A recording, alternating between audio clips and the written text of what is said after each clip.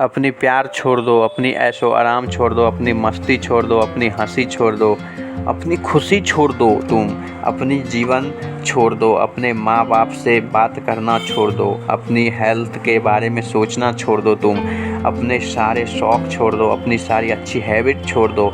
सिर्फ उस चीज़ का चाहो दिल से, शिद्दत से।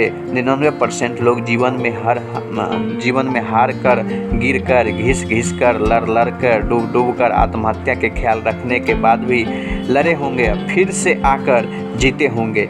सबकी लाइफ में एक ऐसी बार होती है, हम हारते हैं फिर जीतते हैं, हम हारते हैं फिर जीतते हैं, हम हारते हैं फिर जीतते हैं, हारते हैं और फिर जीतते हैं। तो जीवन में चलता रहेगा और आप एक दिन ज़रूर जीतोगे मेरे दोस्त। पढ़ने बैठ भी गए तो यार दोस्त का मैसेज आ गया, कोई इंस्टा पर रील भेज दिया, तो आप कभी इंस्टा पर रील को स्क्रॉल किए जा रहे हो और आप बोलते हो कि सर मैं बहुत कमज़ोर हूँ, हम तो सर बहुत वीक स्टूडेंट हूँ, सर हमें तो कुछ भी नहीं आता है, कोशिश कर रहा हूँ पर कुछ होता नहीं है, तो पढ़ाई करने पर बैठता हूँ तो पढ़ नहीं पा रहा हूँ। क्लास में एक ऐसा बच्चा भी है जो उनका IQ लेवल बहुत तेज़ है, मैं तो बहुत कमज़ोर स्टूडेंट हूँ। तो आपका बेटा हम एक ही बात बोलूँगा, इस समय पूरी दुनिया तुम्हारे हारने के इंतज़ार में लगे हैं। ये जो तुम्हारे दोस्त हैं ना, सांप की तरह दोस्त, वो मन ही मन में तुम्हारे हारने का कामना कर रहे हैं। एक बात याद रखिएगा बेटा, जीतने का मज़ा तभी आता है जब पूरी दुनिया तुम्हारे हारने का इंतज़ार कर रहा होगा, और हम जीतेंगे दिल से। इसलिए सच्चे दिल से आप मेहनत करो। जिस इंसान से अपनी ज़िंदगी में प्यार करते होगे ना, वो आपके माँ बाप होंगे, आपके दादा दादी होंगे, वो आपके चाचा चाची होंगे। उनसे इतना प्यार करते हो तो खुद से काहे नहीं इतना प्यार करते हो? लव योर सेल्फ काहे नहीं बनते हो? तुम अपने जीवन के सबसे इम्पोर्टेंट ज़िंदगी में तुम हो, खुद से क्यों नहीं प्यार करते हो यार? पूरी दुनिया में तुम्हें इम्पोर्टेंट समझे या ना समझे, तुम अपने आप में हमेशा इम्पोर्टेंट समझो। खुद से प्यार करना बेटा बहुत ज़रूरी है। दुनिया से प्यार करोगे हमेशा धोखा मिलेगा। खुद के लिए आप प्रॉमिस करो, आई प्रॉमिस मैं मेहनत करूँगा। जिससे बोलते हो ना कि सर मैं जिस रूम में पढ़ता हूँ उस रूम में AC नहीं है, सिर्फ मेरे बेडरूम में AC है, मोबाइल फ़ोन 10,000 का है, 50,000 वाला नहीं है, तो मैं कैसे पढ़ूँगा? तो उनके बारे में सोचो बेटा। जिन बच्चों का ये सुविधा नहीं मिलती है, जिन बच्चों के पास थोड़ा भी कुछ भी नहीं है, जिन बच्चों के पास उनके माँ बाप नहीं हैं, वो बच्चे अनाथ आश्रम में हैं, रोड पे भीख मांग रहे हैं, तो वो बच्चे को क्या शिकायत करेंगे, किन से शिकायत करेंगे? अभी बताओ कि किन से वो शिकायत करेंगे? अब आपको यहाँ पढ़ना होगा, क्योंकि आपके माँ बाप आपके ऊपर बहुत ही एहसान किए हैं। आपको अपने समाज को भी सुधारना होगा। तो अब आप पढ़ाई क्यों नहीं करते हो मेरे दोस्त?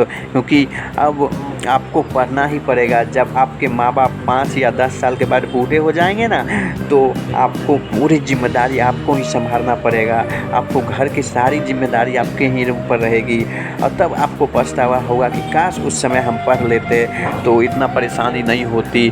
तब ये सोचोगे ज़रूर, लेकिन उस समय जब सोचोगे तब तक आपका समय निकल चुका होगा। इसलिए मैं आपको सजेस्ट करूंगा कि मेरे दोस्त मेहनत करो, जी तोड़ मेहनत करो, और जिससे आगे आपको दिक्कत ना हो और आपको यहाँ से ऊपर ले जाएगा। आपकी मेहनत, आपकी मंजिल, आपकी मेहनत ऊपर ले जाएगी, अपने गोल के ऊपर आपको ले जाएगी।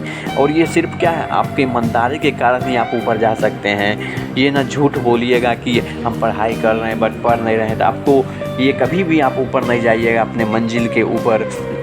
इसलिए पढ़ाई करो और ईमानदारी से करो। आप बोलते हो कि सर मैं बहुत गरीब हूँ, मेरे घर बहुत गरीबी है, मेरे दोस्त बहुत सारे हैं, वो लड़की मुझे छोड़ के चली गई, अब मैं नहीं पढ़ पाऊँगा, कैसे पढ़ पाऊँगा, वो मुझे छोड़ दी। जब मुंह पर धूल लगे होते हैं ना बेटा, तो मुंह साफ़ किया जाता है, आईना को नहीं। जब आप खुद सफल होगे ना, तो दुनिया तुम्हें सफल तो समझेगा ही, पर आईना के पास जाइएगा ना तो अपने आप वो मुंह चमकेगा, अपने आप वो मुखड़ा आपका चमकेगा आईना के ऊपर कि हाँ आज मेहनत करके ये बंदा आया है, तो इसको अच्छे से थोड़ा फिगर देखने दो। वो आईना भी सोचेगा नहीं ये बच्चा मेहनत करके आए हैं। आप कभी किसी के शादी ब्याह में गए होंगे तो वहाँ देखे होंगे कोई रिलेटिव आता है उनका जो बहुत ही बड़ा रहता है, बहुत ही पैसे वाला रहता है और वो लेट से पहुंचता है, तो वहाँ पर जितने आदमी रहते हैं ना तो उनके गेट पर चले जाते हैं, सर आए हैं, सर आए हैं, सर आए हैं, सर आप क्या लीजिएगा, बिस्किट लीजिएगा, पान खाइएगा, ये लीजिएगा, वो लीजिएगा। क्यों क्यों होता है उनका इंतज़ार, क्यों उनका इतना इज्जत होता है, क्यों उनके काबिलियत पर इतना इज्जत होता है उनको, क्यों? उनके पास पैसा है, उनके पास पावर है। तुम्हारे पास क्या है? कुछ भी नहीं है मेरे दोस्त, तुम एक फ़कीर हो।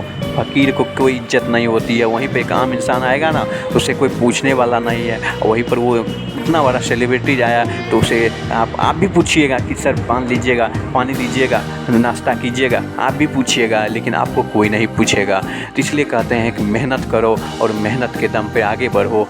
और मिलेंगे नेक्स्ट वीडियो में। जय हिंद, जय भारत।